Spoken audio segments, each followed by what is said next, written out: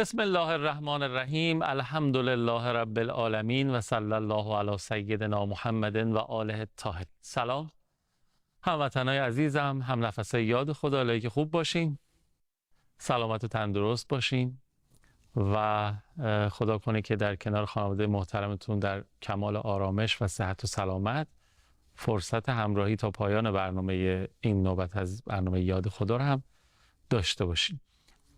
موضوع بحثمون اخلاق در قرآن کریم خواهد بود. شاید با شنیدن این موضوع براتون سوال پیش بیاد که ای بابا، این برای بار چندم ما میشنویم از آقای قوامی یا حتی مجریان قبل تر سالهای گذشته یاد خدا که اینا باز دارن به موضوع اخلاق میپردازن. به نظرم که اون چیزی که به نظر من میاد، اینقدر موضوع اخلاق مهم هست که سالیان سال راجبش صحبت بشه، قلم زده بشه، نفس زده بشه، چون که اساساً موضوعیه که به خاطرش پیامبر خاتم مبعوث شدن. خودشون میفرمایند انی بعثت لاتمم مکارم الاخلاق، من مبعوث شدم که مکارم اخلاق رو به اتمام برسونم. این حالا یه موردش که من به نظرم میاد به عقل ناقص حقیر، اما حتما خواهم پرسید از مهمان برنامه اون درجه اهمیت موضوع رو. حالا عرض کردم مهمان انشاءالله کارشناس و بلد راه ما در این مسیر و تبیین این موضوع حجت الاسلام و المسلمین ابراهیمی هستند که از این بعد خدمتشون هستیم. یه فاصله بگیریم و یه صلوات هم بفرستیم و برگردیم، انشاءالله گفتگومون رو شروع خواهیم کرد. اللهم صل علی محمد و آل محمد و عجل فرجهم. بفرمایید یاد خدا. اللهم صل علی محمد و آل محمد و عجل فرجهم. سلام خیر مقدم خدمت حاجای ابراهیمی عزیز و نازنین. سلام علیکم رحمت الله خدمت شما و همه بینندگان عزیز که خدمتشون هستیم. زنده باشید. در خدمت شما هستیم. محبت دارید، خدمت از ماست. من طرح موضوع کردم و یه سوالی رو مطرح کردم، اون چیزی که به ذهنم میومد عرض کردم. دلم میخواد شما حالا ضمن که اگه صلاح دونستین یه تعریفی که همه فهم باشه پیرامون اخلاق ارائه بفرمایید و اینکه چرا ما اینقدر متمرکزیم رو موضوع اخلاق. درسته. بسم الله الرحمن الرحیم. نکته‌ای که در مورد بحث اخلاق شاید تو گزاره‌های دینی ما مخصوصاً کلام وحی هستش اینه که اخلاق انگار امتداد وجود من تو عالم هستیه. یعنی میخوام اگه من تشبیه کنم، یه مثالی بزنم که یه خورده بحث رو به جلو بره، مثل این بمونه که مثلا اون خون لخته شده‌ای که قرار انسان بشه در جنین مادر، مثلا زبان داشته باشه سوال کنه که مثلا چه لزومی داره من استخوان بشم، من پوست بشم، من گوش داشته باشم، من چشم داشته باشم، چه لزومی داره که من اینها رو، من همین خونه لخته شده میخوام باشم. جواب به اون، حالا سوال فرضیه ها، جواب به اون اینه که تو قراری که از این عالم متولد در یه عالم دیگه بشی، تو امتداد داری و وقتی که تو اون عالم بخوای زندگی کنی، حیات داشته باشی، اونجا نیاز به دست داری، اونجا نیاز به پا داری، اونجا نیاز به چشم داری. تا وقتی تو رحم مادر هستی شاید چشم به کارت نیاد و نمیادم، اونجا چشم به کار آدم نمیاد، دست به کار آدم نمیاد، حتی دهانم به درد ما نمیخوره، ما با بند نافمون تغذیه میکنیم. اونجا تو اون عالم شاید اینا به درد نخوره، ولی من امتداد دارم. چون امتداد دارم و اون چون حالا مادیه و قابل تجربه است برای ما، هیچکی تو شک نمیکنه، هیچکی توش سوال نمیکنه، میگه خب این یه روز متولد میشه و وقتی که متولد شد 10 سالش، موقع میبینه که چقدر پا خوبه، چقدر چشم خوبه، چقدر گوش خوبه و این اعضا رو اون موقع میفهمه. ما الان یه فهمی از اخلاق شاید به صورت عمومی تو کل جوامع بشری حاکم باشه. یعنی اخلاق یه چیزی نیستش که بگیم فقط مخصوص دین اسلامه. وجه تمایزش رو میگم، کجا تفاوت داریم ما با دیگر ادیان. اخلاق رو که نگاه بکنیم میبینیم تو همه ادیان، تو همه فرهنگ ها همراه با انسان هست. انسانی که بهره ای از عقل داره، یه بهره کمی از عقل داره، متوجه برخی از خوبی ها و بدی ها میشه. مثلا همین الان نگاه بکنید تو عالم رو، چه موضعی نسبت به جنایت های رژیم صهیونیستی دارن. کسایی که شاید دینشون دین اسلام نیست، کسایی که حتی شاید نهیلیسمن، مثلا به ظاهر پوچگران، ولی خب برخی از اتفاقات رو میفهمن، بی اخلاقی رو درک میکنن. احسن. مثلا متوجه این میشه که بیمارستان رو تو جنگ زدن این بی اخلاقیه، کودک رو کشتن بی اخلاقیه. ببینید این یه فهمی از اخلاقه.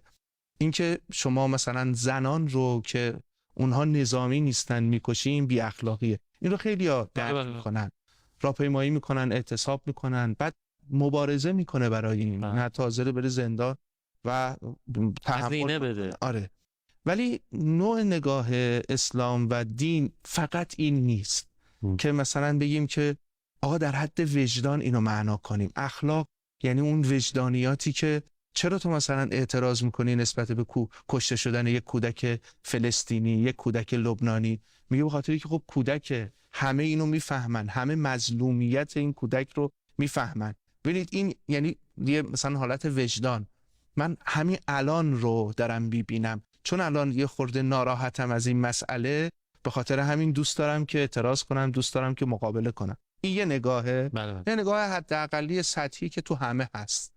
ولی نگاه قرآن این نیست. نگاه قرآن به اخلاق اینه که درسته از اینجا شروع میشه.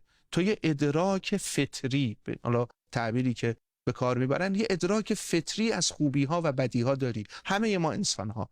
ولی این ادراک فطریه فکر نکن کافیه ها، فکر نکن مثلا تو ثروتمند شدی. این باید امتداد پیدا کنه. امتداد یعنی چی؟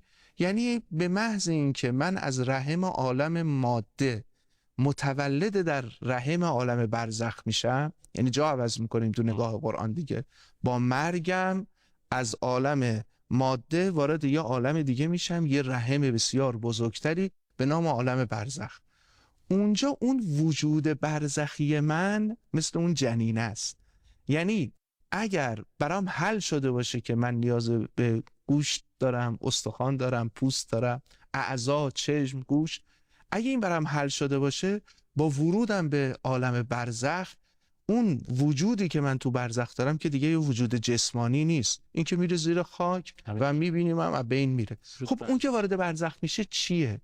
میگه اون ملکات نفسانی توه. حالا مثلا تعبیر به اخلاق هم تو این زمینه میکنه. من حالا با تعبیر علمیش کاری ندارم که بعضی حالا شاید نسبت به این که واژه اخلاق رو به کار میبریم یه صحبت ها و حساسیت هایی دارن، با اون کار نداریم. حالا واژه یا اخلاق یا ملکات نفسانی انسان اونه که وارد برزخ میشه. مثلا به یه آقایی که تو خونه خوش اخلاقه، خیلی خوش برخورده و خشم و غضب بیجا تو خونه نداره، مرتکب حرام نمیشه، خب این چرا خوش اخلاقی؟ دو تا جواب میشه داد. یکی به خاطر این که خب باید به حریم همدیگه احترام بذاریم، باید حریم همدیگه رو رعایت کنیم و وجدان من اینجوری راحت تره. خب این یه جواب حداقلیه که اصلا نه نیاز به قرآن داره، نه نیاز به وحی داره، نه گودال قطعگاه. آره هندو گاو پرستم باشم اینو درک میکنم، متوجه این میشه، نیاز به این همه هزینه نیست. ولی اون چیزی که باعث میشه ما این همه هزینه بدیم، یعنی تو ساختار دین، برای اون نگاه امتداد داره که با من وقتی وارد عالم برزخ میشم، پامو از این ور میذارم اون ور، من اونجا میخوام راه برم، من اونجا میخوام لذت ببرم، من اونجا میخوام ببینم، من اونجا مثلا ابزار و وسایلی باید داشته باشم برای خودم متناسب اون عالم باید باشه. یعنی اگر من اینجا برای مثال که مثال زدین برای خانوادم خوش اخلاق بودم، پدر خوبی بودم، همسر خوبی بودم، همسایه خوبی بودم، آیا همین این شرایطی رو مهیا نمی‌کنه که من اون برم زندگی لذت بخش رو قطعاً برمینه. یعنی من تو چرا خوش اخلاقی؟ یه انسان معتقد چرا خوش اخلاقی؟ بعد حالا مثلا جوابای قدیمی‌ها مثلا ما اینا رو میشنیدیم، مثلا چون اونا شاید نمیتونستن این رو به تفصیل بیان کنن ولی مؤمن به این حرفا بودن، یعنی با ایمان جواب میدادن. شاید سواد اینو نداشت تفصیلی بده، مثلا بهش میگفتی چرا خوش اخلاقی؟ میگفت چون شب اول قبر هست. چرا خوش اخلاقی؟ چون ما بعد از مرگم جواب خدا رو چی بدن. ببینید این یه خوفی بود، سربسته بود، قابل باز شدن مثلا زیاد براش نبود که بتونه تفصیل بده. ولی اگه کسی که مثلا شاید یه خورده با ادبیات قرآن آشنا باشه، اینی که تو چرا خوش اخلاقی؟ میگه به خاطر اینکه من ادامه دارم و تو ادامم اون چیزی که باعث میشه من لذت ببرم، حیات داشته باشم، اون اخلاق منه. ببین سوالم یه بار دیگه تکرار کنم. من منظورم این بود که اون کسی که توی خانواده‌اش داره درست برخورد میکنه با همسایگان، با همکاران، با خانواده، و اون نگاه امتدادی رو نداره، نگاه دینی نداره نسبت به این اخلاقیات، نگاه وجدانی داره. همونجور که مثال زدیم میگه من عقلم میگه، ذاتم میگه، فطرتم میگه که من باید خب درست برخوردم، من باید حق همسرم و فرزندانم و همسایم و همکارم و ضایع بکنم، باید عادلانه برخورد چه بر اساس انصاف عمل.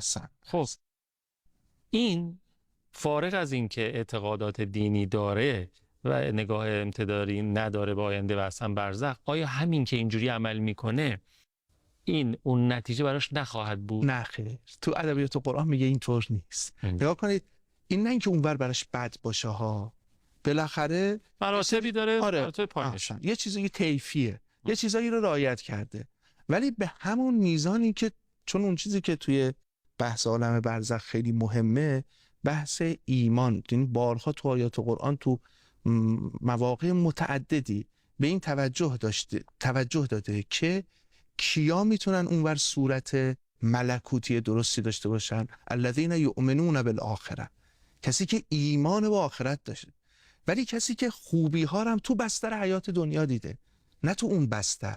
این دو تا بستره. مثلا میخوام مثال بزنم یه خورده واضح بشه این حرف. مثلا یه دانش آموز اینجا بیاد، یه تخته ما داشته باشیم، بهش بگیم که میتونه یه خط قائم بکشی برای ما. این وقتی میخواد خط قائم بکشه چیکار میکنه؟ غالبا چون اینو تست دادم مثلا سر کلاس، این خط رو میره اینطوری مستقیم میکشه بر اساس پیشفرضی که این بستره، پس توی این بستر خط قائم میشه این. ولی وقتی به خط قائم رو میکشه زیرش خطی نکشیده به عنوان بستر. میگم خب چرا اینو کشیدی؟ این که خط قائمه به کجاست؟ به چیه؟ بعد میگه ها به اینه. میگم خب بسترشو بعدش کشیدی، در حالی که شما بخوای خط قائم بکشی اول چی رو میکشی؟ اول بستر رو میکشی. مثلا اگه کسی یه دانش آموزی بره بستر کج بکشه، بعد خط قائم بکشه، درست کشیده. حالا توی دین میاد میگه قبل از اینکه تو خط قائم بکشی، قبل از اینکه اصلا شروع کنی کار خوب انجام بدی، به خانومت محبت کنی، به دیگران محبت کنی، این خیلی نکته مهمیه، قبل از اون بستر رو بکش. بستر تو عالم دنیاست، تو حیات دنیاست. ایمان به حیات دنیا داری یا ایمان به حیات آخرت؟ دو تا بستره. اگه خط قائم، یعنی خط قائم رو تصور کنیم اخلاق، خوبی ها و بدی ها، اگه خط قائمت رو تو بستر حیات دنیا کشیدی، نتیجهش میشه سازمان ملل امروزی. یعنی سر بزنگاه حقوق چیکار میکنی؟ همون حقوق که ادعاش رو داشتی، به نفع خودت پایمان. کسانی پای اون خط قائم واقعیشون میستن و هزینه که نگاه اخرویه. احسن. و خدا هم میگه اصلا من داره بلا و ابتلا و آزمایش رو تو دنیا برای این فراهم کردم تا معلوم بشه چه کسانی با ایمان به آخرت خوبی کردن و چه کسانی با ایمان به حیات دنیا. مثال یه خورده واضح ترش اینه، مثلا نگاه کنیم ببینیم که تعابیر حضرت آقام هست که مثلا یکی از اتفاقاتی که امروز برای رژیم صهیونیستی افتاده اینه که تو دنیا بی‌آبرو شده. سوال، بی‌آبرو از چی شده؟ بی‌آبروی از ادعای اخلاقی که من یک کشور مثلا با فرهنگ، با اخلاق، حقوق مثلا مردم رعایت کنه، این آبروش رفت. یا مثلا بعضی از این مستندا رو نشون میده، حالا نمیخوام مثلا اون رو خیلی سیاه نشون بدم با اینا، کلی که حالا به صورت چیزی بیان میکنن.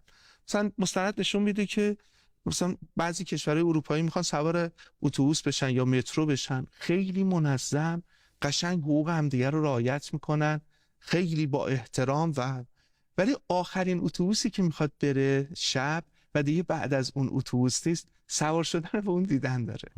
که مثلا آقای شمقدری فکر کنم یه مستندی درست کرده بود برای دانشجوهایی که رفته بودن سوئیس و اینا درس میخوندن، تو این من اونجا دیدم که میگفت نگاه کنید چقدر منظم اینا سوار میشن الان، ولی آخرین اتوبوس، چون میتونن یه اتوبوس دیگه بعدش داره میاد ولی به آخری که میرسه دیگه آفرین. این قشنگ داره نشون میده که نگاه کن، با کلاس بودن، حقوق دیگران رعایت کردن تو بستر حیات دنیا، آخرین اتوبوس ریشش مشخص میشه کجاست. اونجا مشخص میشه که این آیا ایمان به آخرت داره یا نه، بر اساس این حیات دنیاش حرکت میکنه. آره میدونین، چون که یه نگاه منفعت طلبانه ای هست بالاخره وجود همه دیگه.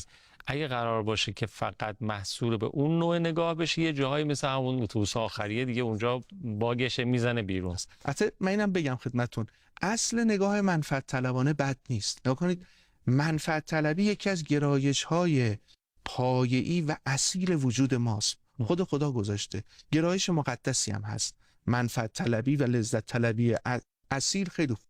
اون چیزی که باعث اختلاف میشه مصداق‌های اینن و روش‌هایی که تو می‌خوای بدی منفعت طلبی رو انجام بدی. چون کسی هم که داره با نگاه به آخرت میره جلو، اونم منفعت طلبیه. ما تو منفعت طلبی فقط جلوی مثلا بینیش رو نمیبینه، بلکه افقی رو نگاه میکنه و محاسبه. بعد اینو تو روایت ها اومده خیلی قشنگه که آقا مثلا اهل ایمان، همین اول کتاب کافی مرحوم کلینی اینها رو روایت ها رو آورده که عاقل کسی است که میاد سبک سنگین میکنه، میبینه که مثلا تو دنیا او دوست داره اگه چیزی لذت ببره، ولی اگه لذت ببره الان از این چیز باعث میشه که بعداً از یه لذت بزرگتری محروم بشه. به همین خاطر برای اینکه به اون لذت بزرگتره برسه، این لذت کوچکتره رو ازش صرف نظر. اینا منفعت طلبه. پس اصل منفعت طلبی با افق دنیا یا آخرت، بحث اینه. احسن. اونی که افقش دنیاست، خب اونجا که به اتوبوس آخر میرسه پاشو رو پای اون میذاره، له میکنه، هول میده دیگه اصلا. ولی اون که نگاه آخرت نه، جلوش میشه 40. یعنی تو 40 از خودگذشتگی میکنه. دست شما درد نکنه. اجازه هست یه فاصله بگیریم؟ خدمت شما هست. زنده باشین. یه فاصله بگیریم و برگردیم و ادامه فرمایشات حاجی ابراهیمی رو بشنویم و استفاده کنیم. بفهم. اللهم صل علی محمد و آل محمد و عجل فرجهم. خیلی ممنونم که دارید برنامه خودتون رو تماشا میکنیم. آقا ما سراپا گوشیم. همه این حرفا که زدین، یه نتیجه‌ای من اینجا بگیرم از این بحث که یه خورده دوره رو به جلو بریم.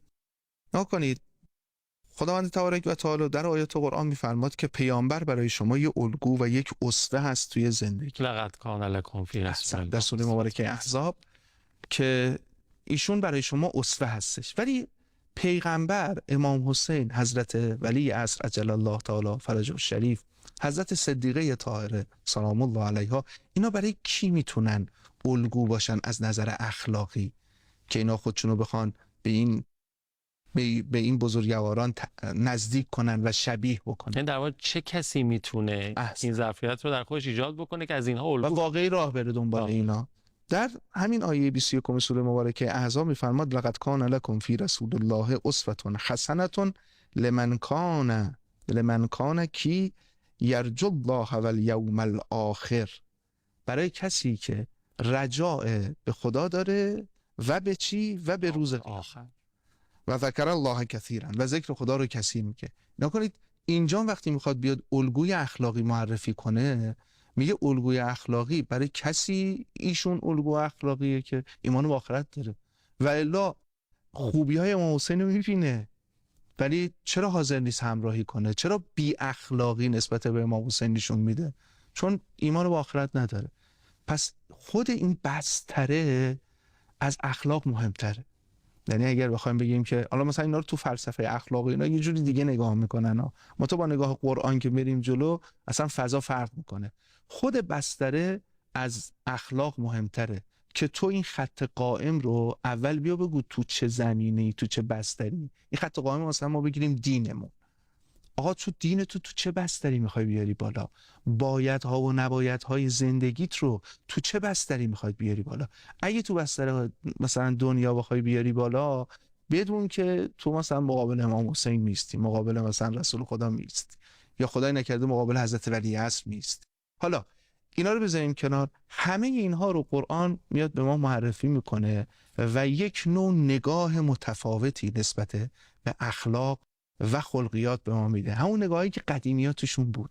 مثلا وقتی حالا میخوام اون حرفای قدیمی‌ها رو بگم که چقدر عمیق بوده، که مثلا وقتی مثلا خواسته عصبانی بشه تو خونه، با اون بستر نگاه آخرتی میگفته شب اول قبرم میترسم. شب اول قبرت نمیترسی اینطوری بد اخلاقی میکنی؟ خدا نمیترسی؟ خدا نمیترسی شب اول قبر یعنی چی؟ یعنی من امتداد دارم، یعنی من بعد از مرگم، معناش اینه دیگه، من بعد از مرگم قراره با صورتهای ملکوتی که از عادات خودم درست کردم زندگی کنم. نه با این بدن که از بین میره. این رو خداوند تبارک و تعالی در آیه 32 سوره مبارکه 30 سوره مبارکه آل عمران میفرماد یوم تجد کل نفس، یه روزی، یوم یعنی، حالا من مثلا یه خورده میخوام خودمونی بگم، این بزرگوارا یه وقتی اشکال نکنن، این تعریف ترجمه علمی نیست، ترجمه مثلا خودمونیش که یه خورده فهم بشه. یوم یعنی نرم افزار. یه مرتبه من توی نرم افزار مثلا اندروید یه چیزی ران میکنم میارم بالا، یه مرتبه توی نرم افزار مثلا یادتونه قدیما داس بود، صفحه مشکی رنگه، مثلا یارو تو داس یه چیز، اونم نرم افزاره. آره، خداوند تبارک و تعالی میفرماد یه جای نرم افزاره دیگه داس نیست که فقط یه صفحه مثلا سیاهی باشه که روش عدد و کد و اینا، نه، نرم افزاره یه جوریه، مثلا ویندوز هم اول اومده بود لمسی اینا نبود دیگه، بعد مثلا الان که لمسیه و اونجا اون یومه، اون نرم افزاره، اون الگوریتمه، اون عالمه که حالا تعبیر مثلا قرآنی ترش عالمه، اونجا با این چیزایی که تو تجربه کردی فرق داره ها. اونجا یه جوری دیگه انسان تو ران میشی، میای بالا، یه جوری دیگه بلند میشی، حیات پیدا میکنی. اون حیات چیه؟ اون ران شدنه و بلند شدنه چیه؟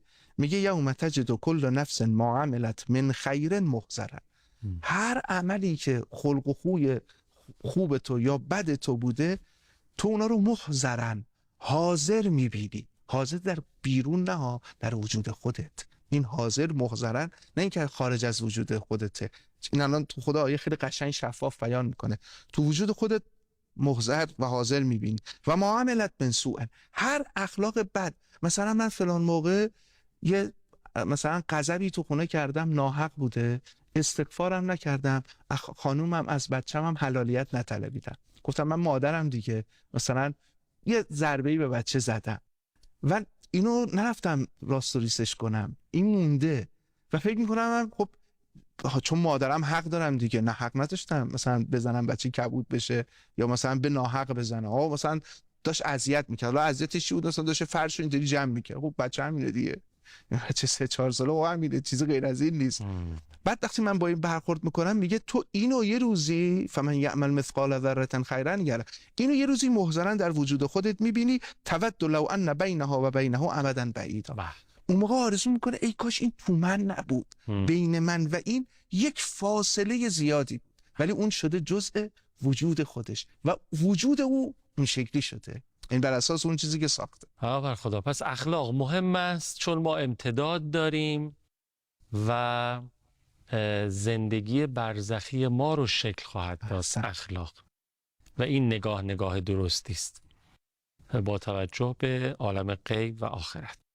این به نظر لب به اون چیزی بود که ما توی این جلسه از شما یاد گرفتیم و خدا خیرتون بده. نکته من محضر قرآن بودیم، زنده باشین، استفاده کردیم. اگه اجازه بدین بقیه بحث رو موکول کنیم به جلسه آتی. ان شاء الله. ما در خدمت شما. هوامی ندارین؟ نه، در خدمت. زنده باشید، محبت دارید. خیلی ممنونم که برنامه خودتون رو تماشا کردید. خدا کنه که خلق و خوی هممون بوی گل محمدی بگیره. به برکت صلوات بر محمد و آل محمد. اللهم صل علی محمد و آل محمد و عجل فرجهم. التماس دعا یا حق. خداحافظ.